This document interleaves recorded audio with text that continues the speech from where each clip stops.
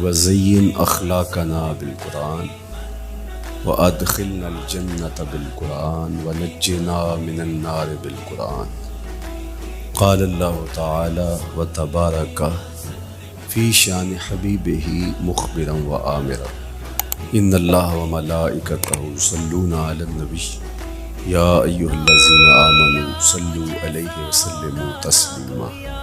اللہم صل علی سیدنا مولانا محمد معدن الجود والکرم صلاۃ و سلاما علیک یا سیدی یا رسول اللہ۔ حمد و تعریف و توصیف اللہ جل مجد الکریم کی ذات با برکات کے لیے، رسول رحمت شفیع معظم نبی محتشم حضور ختم المرتبت صلی اللہ علیہ وآلہ وسلم کے حضور ناز میں اپنی عقیدتوں، ارادتوں اور محبتوں کا خراج پیش کرنے کے بعد واجب الاحترام ذوی الاحتشام معزز و مکرم سامعین، خواتین و حضرات، السلام علیکم ورحمۃ اللہ وبرکاتہ۔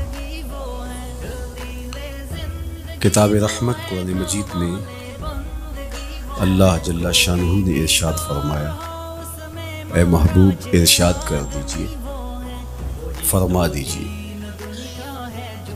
قل بفضل اللہ و برحمتہ، جب اللہ کا فضل اور اس کی رحمت ہو، فبذالک فلیفرحوا، تو انہیں چاہیے کہ اس فضل و رحمت کے حصول پر، اللہ جل شانہ کی اس کرم نوازی پر فرحت کا اظہار کرے، خوشی اور شادمانی کا اظہار کرے۔ ہوا خیر مما یجمعون، اور وہ جب فرحت کا اظہار کرتے ہوئے، خوشی کا اظہار کرتے ہوئے خرچ کرتے ہیں، تو وہ خرچ کرنا اس مال سے بہتر ہے جو وہ جمع کرتے ہیں۔ تو خوشیوں کا حصول اللہ جل شانہ کا شکر واجب کرتا ہے۔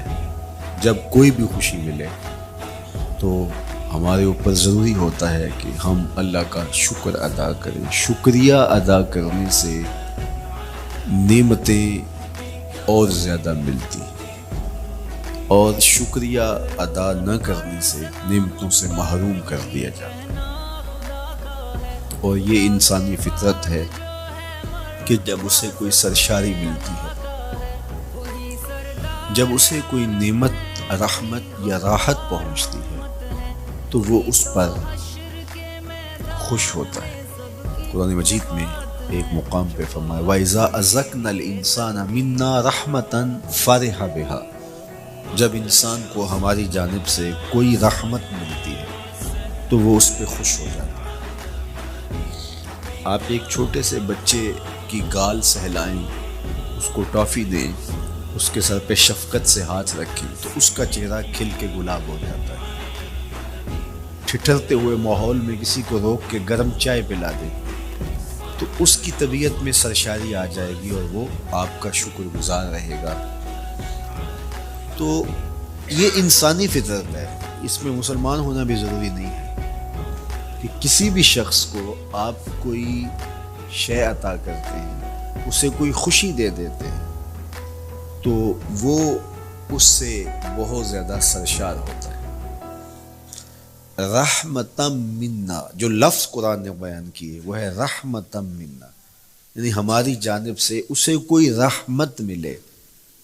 رحمتن نکرہ ہے یہاں، کوئی رحمت ملے، عام سی رحمت ملے، فرح بہا، تو اس رحمت کے ملنے پر وہ خوش ہو جاتا ہے۔ آپ کی اگر توجہ ہو تو رحمت ملنے پہ وہ خوش ہو جاتا ہے، اور اگر رحمت للعالمین مل جائیں تو پھر اس کی خوشی کا عالم کیا ہوگا، پھر اس کی مسرت کی کیفیت کیا ہو۔ یہ بات ذہن میں رکھیے کہ حضور کی آمد پر مسرت کا اظہار کرنا، خوشی کا اظہار کرنا، اس میں تو کوئی اختلاف نہیں ہے۔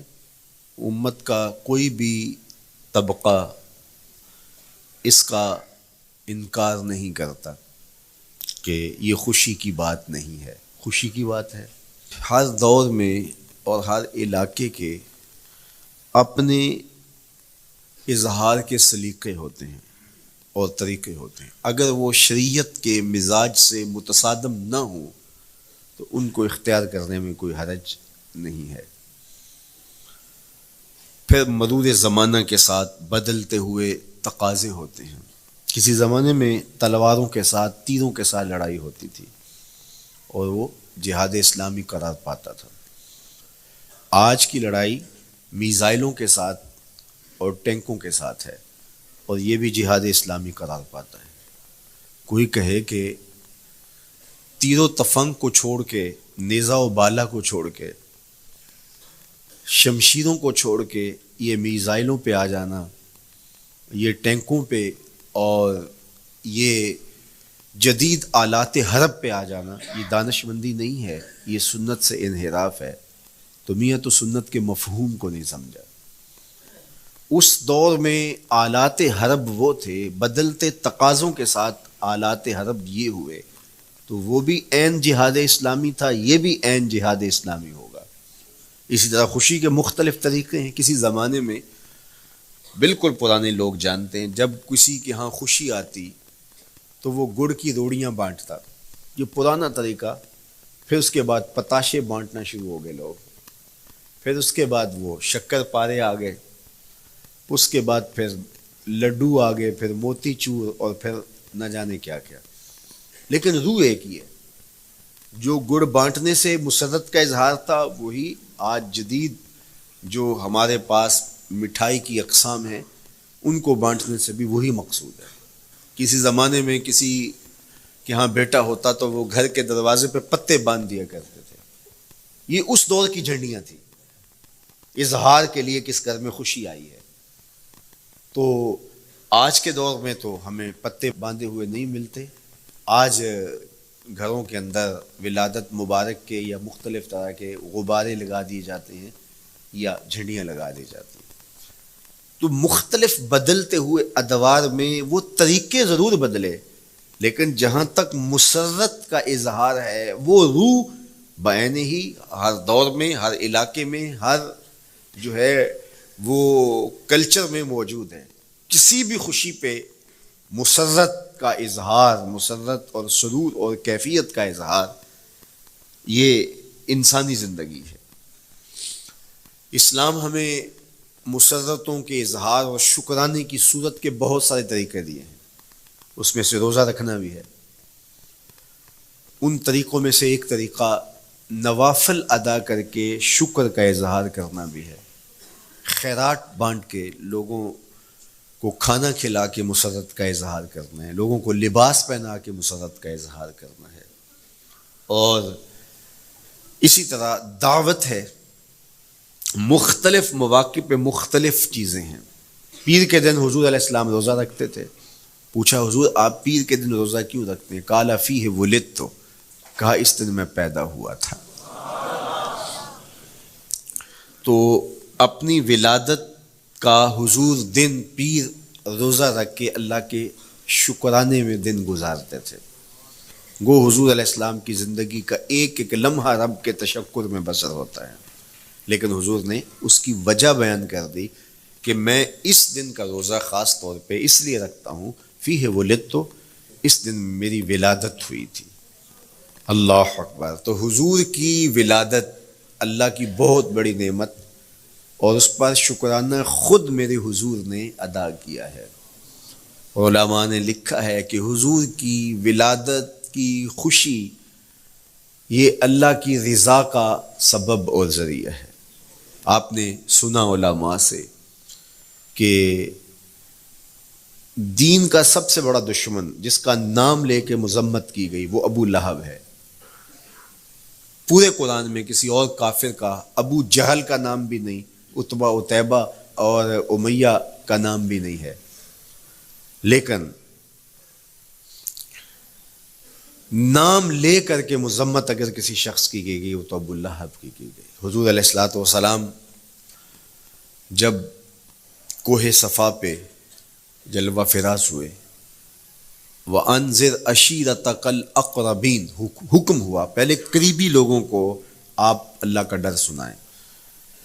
تو حضور علیہ السلام نے قریبی لوگوں میں محنت کی، تو قریش کو، صنادید قریش کو، بنو ہاشم کو بلایا اور بلا کہ حضور نے ایک بات کہی کوہ صفا پہ کہ اگر میں تمہیں کہوں اس پہاڑ کی دوسری جانب سے ایک لشکر آ رہا ہے جو تمہیں کچل دے گا تو کیا میری بات مان لو گے؟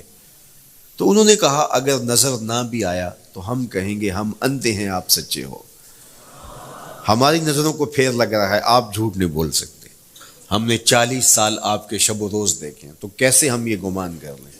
تو حضور نے فرمایا اگر میری ذات پہ اتنا یقین ہے تو مان لو اللہ ایک ہے۔ تو ابو لہب سب سے پہلے بولا تبا لک ہنالک سائر الیوم الہذا جمعتنا معاذ اللہ، کہ آپ کا معاذ اللہ ہاتھ ٹوٹ جائے، آپ نے اس لیے ہمیں جمع کیا تھا؟ تو اللہ تعالیٰ جل شانہ نے اس کا جواب دیتے ہوئے ارشاد فرمایا تبت یدا ابی لہب وتب، ظالم تیرے دونوں ٹوٹ جائیں، ظالم تیرے دونوں ٹوٹ جائیں۔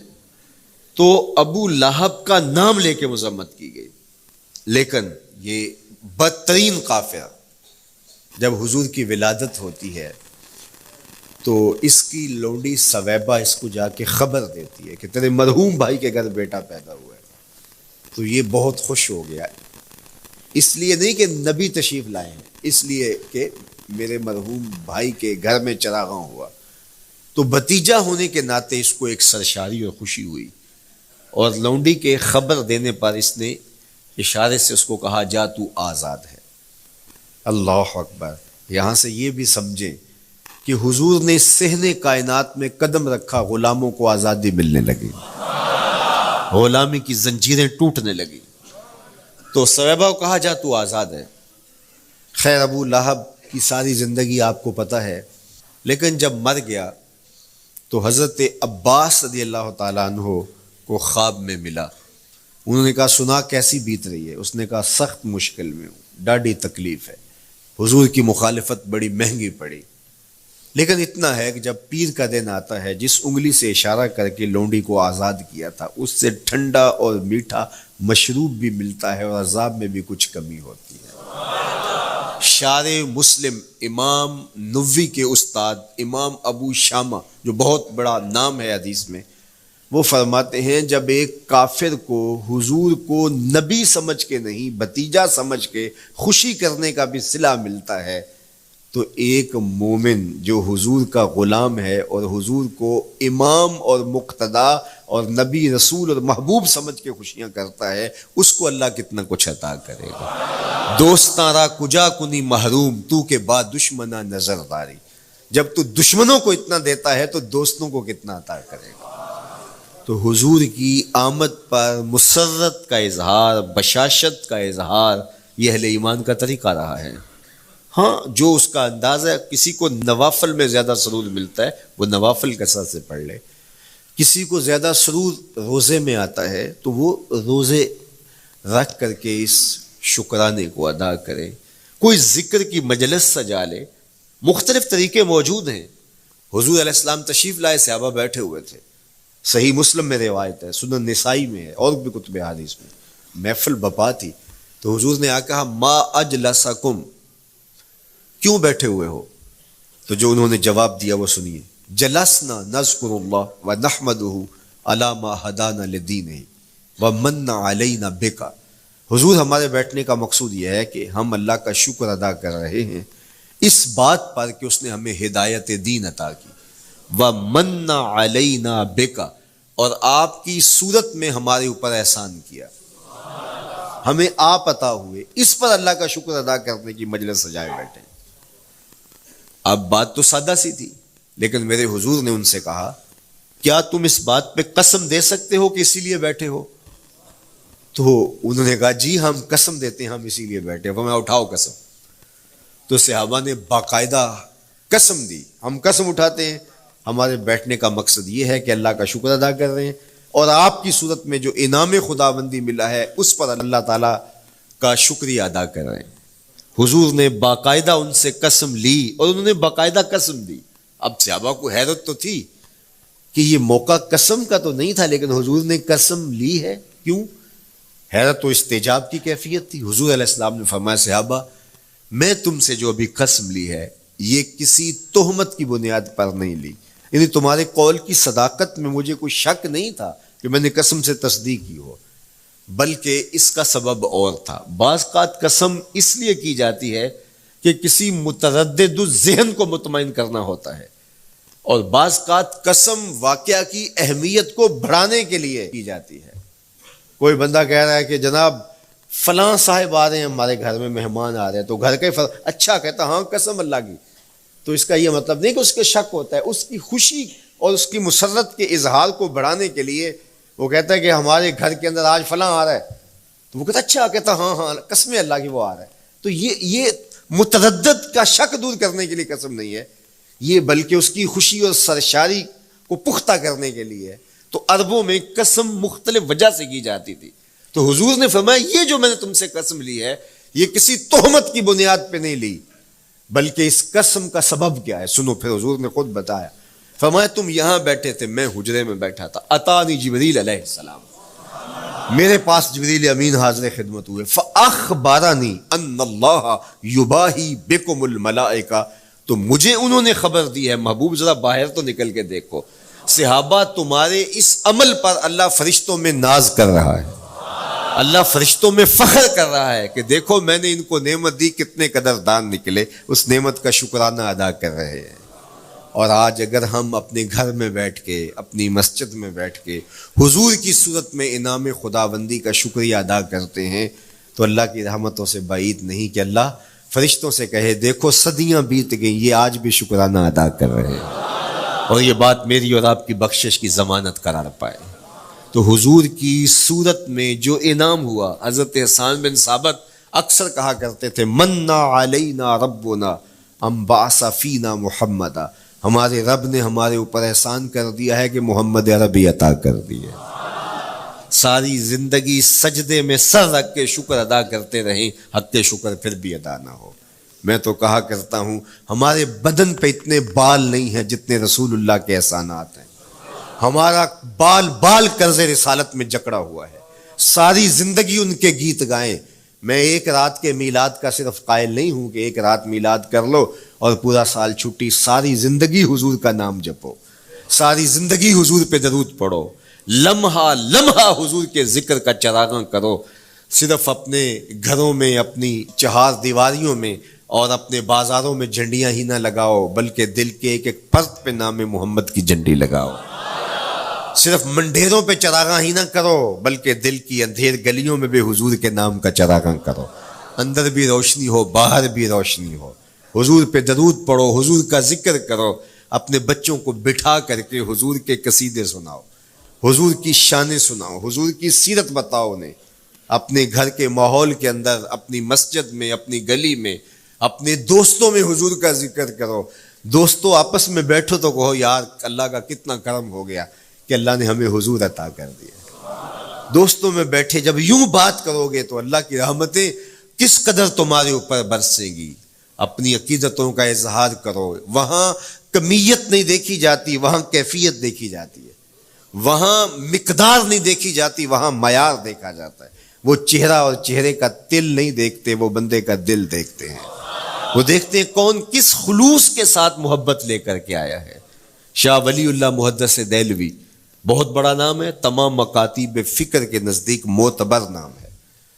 شاہ ولی اللہ محدث دہلوی فرماتے ہیں میرے والد شاہ عبد الرحیم محدث دہلوی ہر سال حضور کا میلاد کرتے تھے، اور اپنی استطاعت کے مطابق لوگوں میں، آنے والوں میں کچھ کھانا بھی تقسیم کرتے۔ ایک سال حالات اتنے پتلے تھے کہ ان کو میسر نہ تھا کہ لوگوں کو بھرپور کھانا کھلا سکیں، لیکن کہا چلو ناغہ نہ ہو، ایک تسلسل ہے جاری رہے، تو انہوں نے چنے بانٹ دیے بعد میں، لیکن دل میں تشویش تھی کہ اس مرتبہ من کی منشا پوری نہیں ہوئی، تو اسی حالت میں سو گئے، سوئے تو مقدر جاگا، حضور کا دیدار نصیب ہوا، اور جس نے حضور کو خواب میں دیکھا اس نے حضور کو ہی دیکھا۔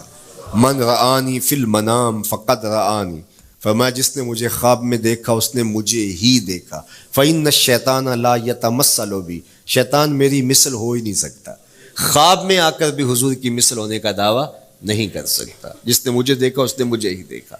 اور دوسری بات، حضور جس کے خواب میں آئے قصد، ارادے اور مرضی سے آئے، تیسری بات، حضور علیہ الصلوۃ والسلام نے خواب میں کسی کو کچھ عطا کیا تو وہ حقیقت میں عطا کیا۔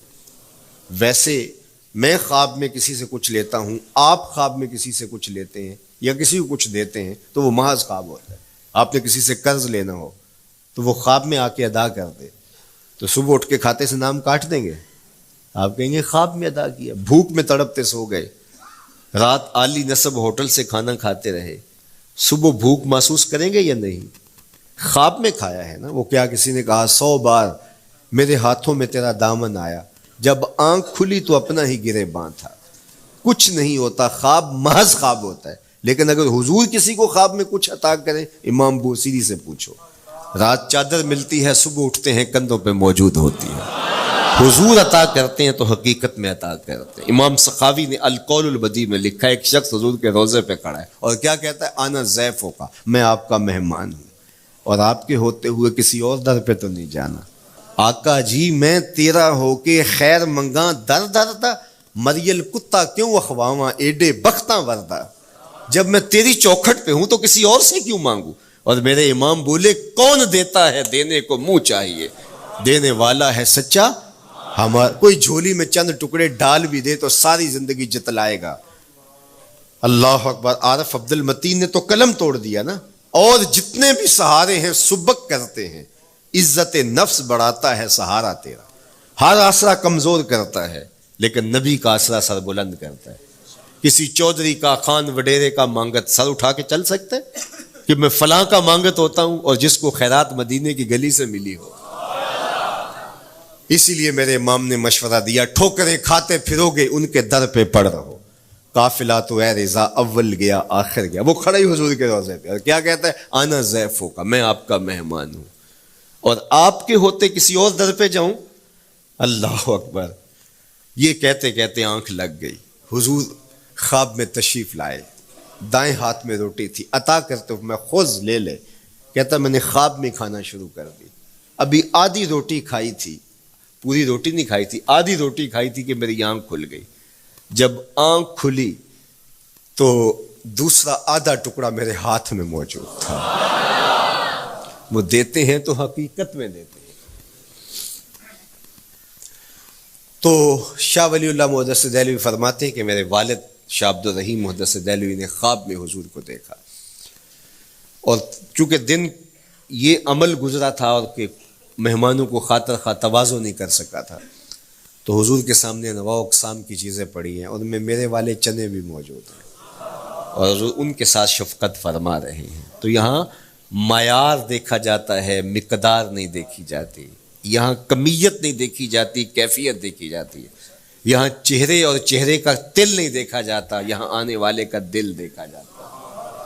یار چہرہ تو چمکدار تھا، اسی لیے ابو لہب کہتے ہیں نا، شعلے کی طرح چمکتا ہوا، لیکن جہنم کا ایندھن بنا۔ اور کالے رنگ والا، ہونٹ موٹے ہیں، لیکن کعبے کی چھت میں کھڑا اذان دے رہا ہے۔ اذان ازل سے تیرے عشق کا ترانہ بنی، نماز تو اس کی دید کا ایک بہانہ بنی، ادائے دید سراپا نیاز تھی تیری، کسی کو دیکھتے رہنا نماز تھی تیری۔ تو عقیدتوں کے رنگ اور محبتوں کے رنگ حضور علیہ السلام کے ساتھ جب کوئی پیش کرتا ہے تو رائے گانی جاتی۔ یہ وفاداروں کا در ہے، یہاں بے وفائی کا تصور ہی نہیں ہے۔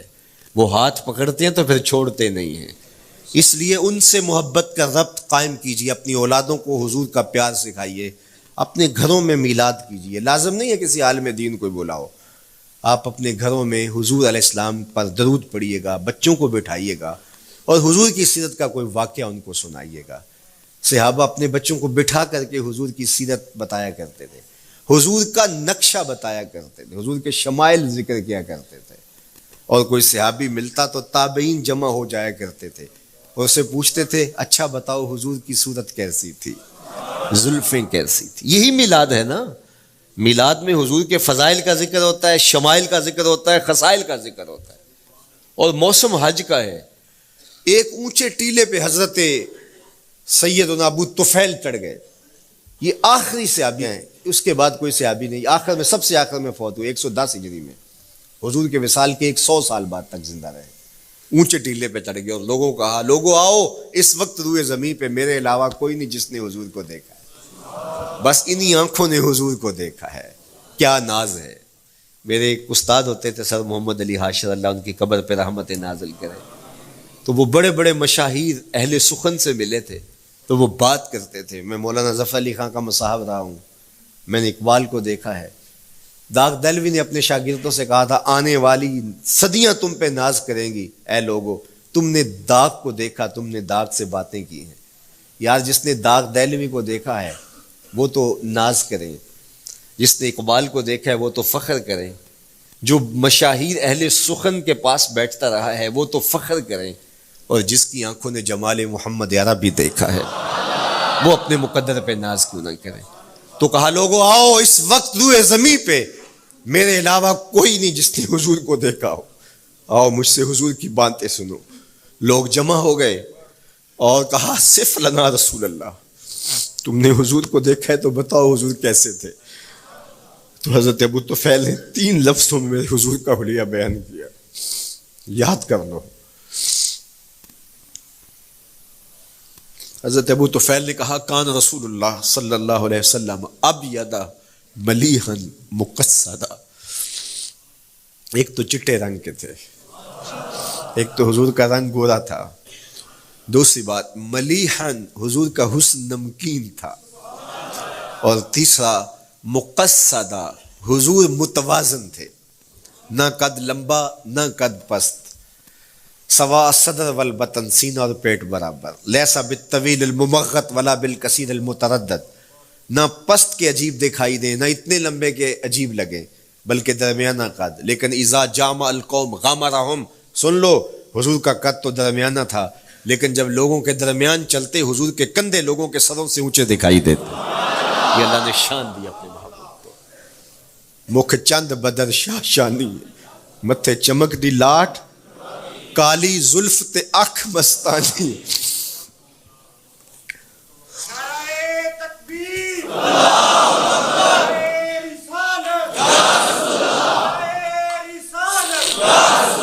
کالی زلف تے اکھ مستانی ہیں، مخمور رکھی ہیں مد بھریاں.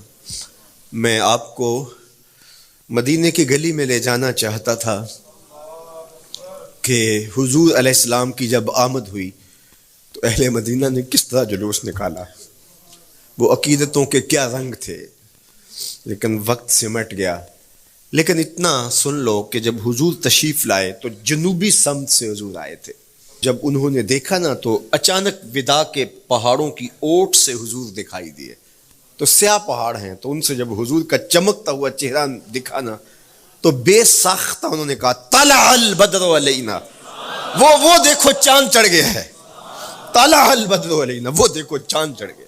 یہ شاعری خود بخود ہوتی ہے، خود بخود ترتیب. ایک ہوتی ہے آورد، ایک ہوتی ہے آمد. یہ آمد ہے.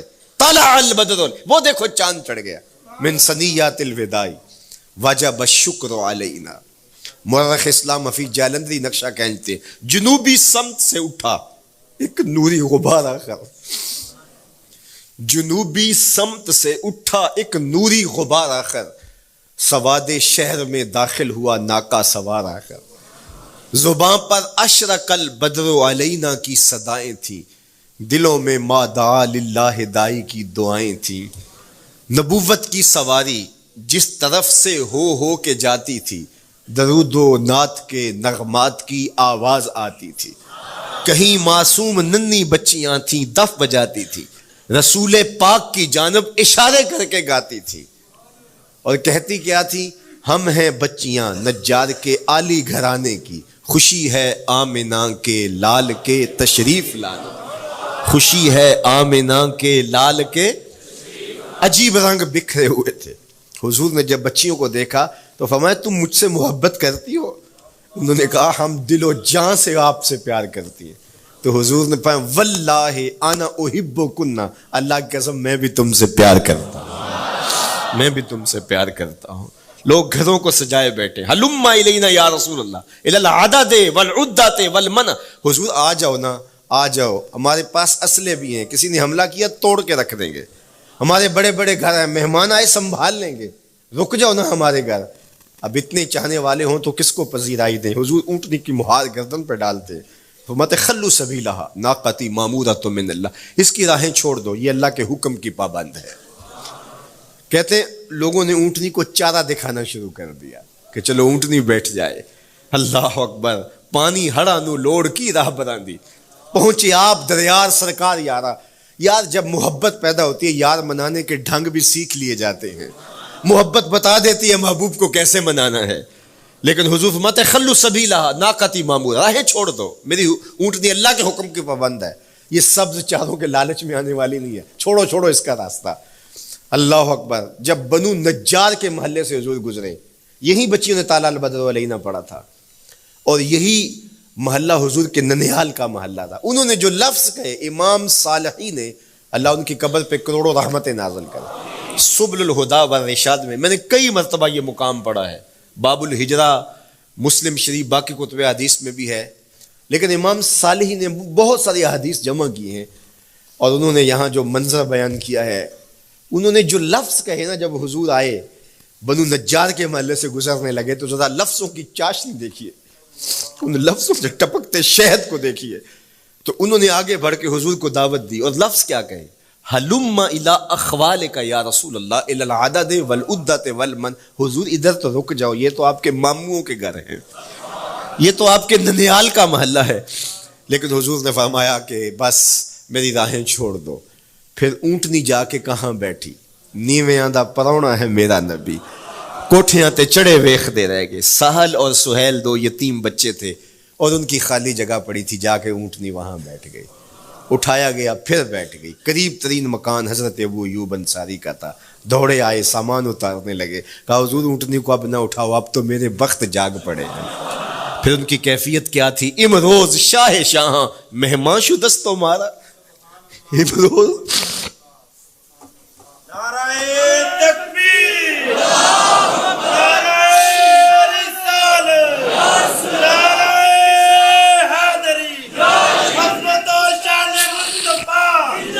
امروز شاہ شاہاں مہمان شدست مارا. جبریل با ملائک درباں شدست مارا. وہ کہتے ہیں آج شاہوں کا شاہ میرے گھر کا پرونا بن گیا ہے. یہ ابو ایوب انصاری کے جذبات ہیں. آج شاہوں کا شاہ, آج خسرو حسینہ ماہ نازنینہ, آج امام الانبیاء میرے گھر کا پرونا بنا ہے. کہاں میں کہاں نکہتے گل, باد صبا تیری مہربانی. کبھی اونٹنی کے پاؤں چوم رہے ہیں, تیرے بخت کے تو میرے گھر تک لے آئی. تو کہا امروز شاہ شاہاں مہمان شدست مارا. آج شاہوں کا شاہ میرے گھر کا مہمان ہے. پھر آگے کیا کہتے ہیں, جبریل با ملائک درباں شدست مارا. لوگوں جبریل کو دیکھو, آج میرے گھر کا پیرا دے رکھا ہے, آج میرے گھر کا چوکی دار بنا ہوا ہے, کیونکہ میرے گھر میں حضور ٹھہرے ہوئے ہیں. تو کیا حضور کی آمد کا جلوس تھا یار. صحابہ نے جو حضور کے آمد کا جلوس نکالا, ہم تو وہ رنگ پیش نہیں کر سکتے. لیکن میں آپ کو کہوں گا درود پڑھتے ہوئے آج جلوس میں شامل ہوں, حضور کے ذکر سے سرشار ہو کے جلوس میں شامل ہوں, اور پورے نظم کے ساتھ. اگر آپ کے جلوس میں کوئی کسی کی گاڑی گھس بھی آتی ہے, اس کو پیار دینا, اس کو راستہ دینا, اور اس کو حضور کی رحمت کا احساس ہو کہ یہ رحمت کو ماننے والے لوگ ہیں, اور حضور پہ درود پڑھتے رہنا, عقیدتوں کے رنگ میں رہنا. امید ہے کہ جس طرح حضور نے ان بچیوں سے کہا جو حضور کے جلوس میں شامل تھیں کہ کیا تم مجھ سے محبت کرتی ہو, تو انہوں نے کہا جی ہم اسی لیے تو آپ کے قصیدے پڑھ رہی ہیں. تو حضور نے فرمایا واللہ میں بھی آپ سے محبت کرتا ہوں. تو ہو سکتا ہے حضور ہمیں فرمائے میرے میلاد کے جلوس میں آنے والوں میں بھی تم سے محبت کرتا ہوں. اللہ آپ کو سلامت رکھے. وآخر دعوانا ان الحمدللہ.